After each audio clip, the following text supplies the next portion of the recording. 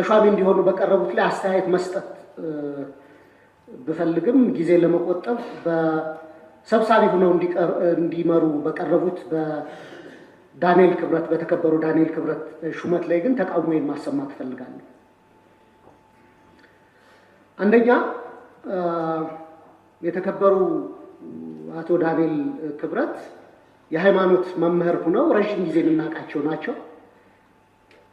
ለአንዳንዶቻችን በወጣትነት ጊዜያችን ጽሑፋቸውን እያነበብን የተማርንባቸው እንዳሪያ ምንቆጥራቸው የነበሩ ሰው ናቸው። ቅርብ ጊዜ የመንግስት ተሿሚ ከሆኑ በኋላ ግን እያደረጉት ያለው እንቅስቃሴ ላሉበት የጠቅላይ ሚኒስትሩ የማህበራዊ ጉዳይ አማካሪነት ማይመጥን በዋነኝነት የጦርነት ፕሮፓጋንዳ አሳላጭና አቀጣጣይ ሆነው አግኝቻቸዋለሁ ብዬ አስባለሁ። በዚህ በጣም አዝናለሁ። ይህ ጉዳይ ባይዘወይ የኔ ጀጅመንት ብቻ ሳይሆን የአሜሪካ ስቴት ዲፓርትመንትም አደገኛና አሳሳቢ ፕሮፓጋንዳ የሚቀሰቅሱ ብሎ ከዚህ አይነት ድርጊታቸው እንዲታቀቡ ብሎ መግለጫ ያወጣባቸው ናቸው። እሱ ብቻ አይደለም። በሰሜኑ ጦርነት ወቅት ሁላችንም የነበርንበት አሰላለፍ ይታወቃል። በዛ ወቅት የቅድስት ኦርቶዶክስ ተዋሕዶ ፓትርያርክ የሆኑትን አረጋዊውን አባት ብፁዕ አባታችንን ለቤተ ክርስቲያን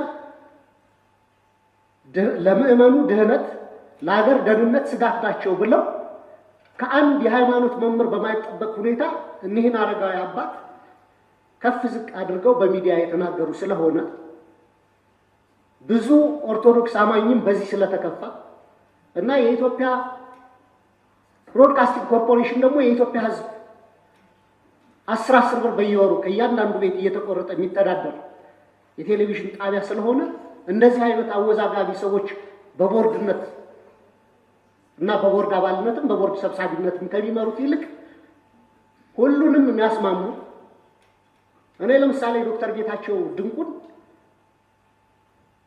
ስልጠናም ለዚህ ምክር ቤት አባላት ተሰጥቷል። በጣም ካፔብል የሆኑ ናቸው። የፖለቲካ አፊሊዬሽናቸውን አላውቅም።